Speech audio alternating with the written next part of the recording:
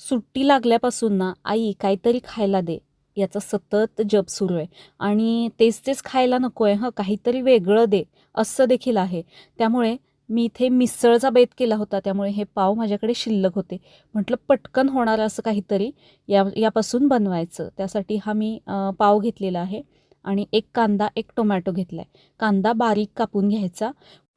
बऱ्याचदा पावभाजी किंवा मिसळ केली ना, की हे असे पाव 1-2 शिल्लक राहतात.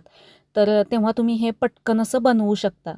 त्यासाठी इथे मी जास्त काही भाज्या किंवा जास्त काही खूप व्यापाचं असं काही बनवत नाही आहे. पटकन अगदी 5 मिनिटात होईल असा पदार्थ बनवते.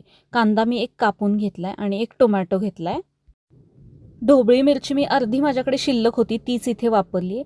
तुमच्याकडे अजून काही भाज्या असतील तर त्या पण घालू शकता, म्हणजे याच्या निमित्ताने भाज्या पण खाल्ल्या जातात. जसं की कोबी, गाजर असं देखील तुम्ही यामध्ये वापरू शकता. फक्त मी इथे कांदा, टोमॅटो, ढोबळी मिरची घेतली आहे. आता इथं जो पाव शिल्लक आहे तो आपल्याला अशा पद्धतीने कापून घ्यायचा आहे. याचे चौकोनी तुकडे बनवून घ्यायचे आहेत. हे बघा या पद्धतीने मी बनवून घेतलेत. आता इथे पॅन गरम व्हायला ठेवते मी आणि असा पसरटा पॅन घ्या, म्हणजे ते मसाले व्यवस्थित त्याला लागले जातात. आणि फक्त 1 चमचा तेल घातलं मी यामध्ये आणि 1 चमचा बटर घालते आहे. यामध्ये आलं किसून घालायचं आहे. आलं आणि लसूण किसून घातल्यामुळे त्याचा फ्लेवर छान येतो खाताना. त्यामुळे पेस्ट न वापरता इथे मी किसून घातलं आहे. कांदा घालायचा आहे. कांदा जास्त लालसर भाजत नाही आहे मी. हलकासा सॉफ्ट होईपर्यंत यामध्ये आपल्याला परतून घ्यायचं आहे. कांदा बघा मी इथे थोडासा सॉफ्ट केला आहे, असा थोडासा कच्चाच असला पाहिजे. आता यामध्ये टोमॅटो आणि ढोबळी मिरची घालायची किंवा तुम्ही इतर कुठल्या भाज्या असतील तर त्या यावेळेस तुम्ही इथे घालू शकता.